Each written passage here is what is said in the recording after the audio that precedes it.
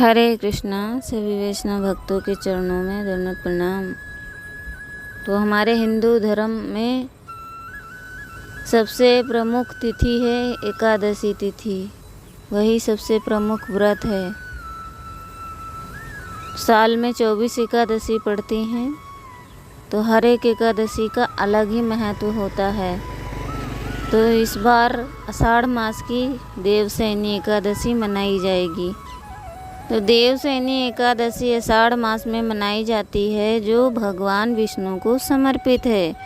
इस दिन से भगवान विष्णु 4 महीने के लिए योग निद्रा में चले जाते हैं, इसीलिए इस दौरान शुभ कार्य वर्जित होते हैं।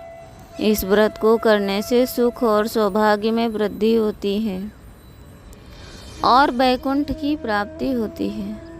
आइए जानते हैं देवशयनी एकादशी का व्रत कब रखा जाएगा।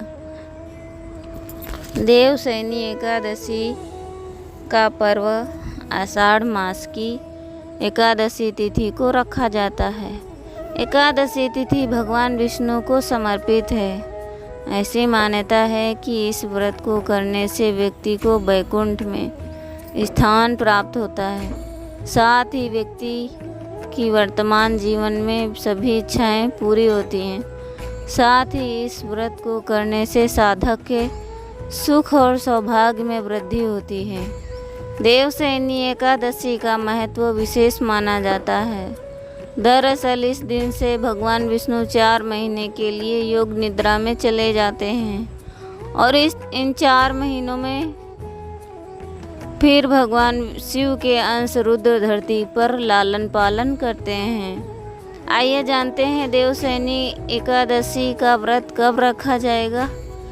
देवशयनी एकादशी का महत्व और पूजा विधि। देवशयनी एकादशी का व्रत कब है।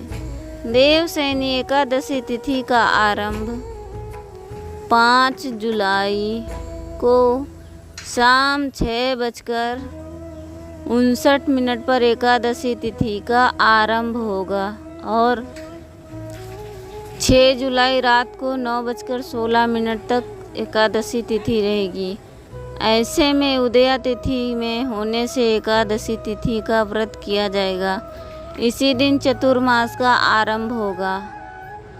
एकादशी का व्रत पारण द्वादशी तिथि में 7 जुलाई को सुबह 9:30 तक कर लेना उत्तम रहेगा।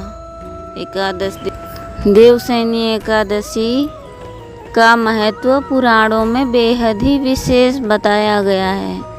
इस एकादशी तिथि से भगवान विष्णु क्षीर सागर में विश्राम करने के लिए चले जाते हैं। 4 महीने के लिए भगवान विष्णु आराम करते हैं, इसीलिए इसे चतुर्मास भी कहा जाता है।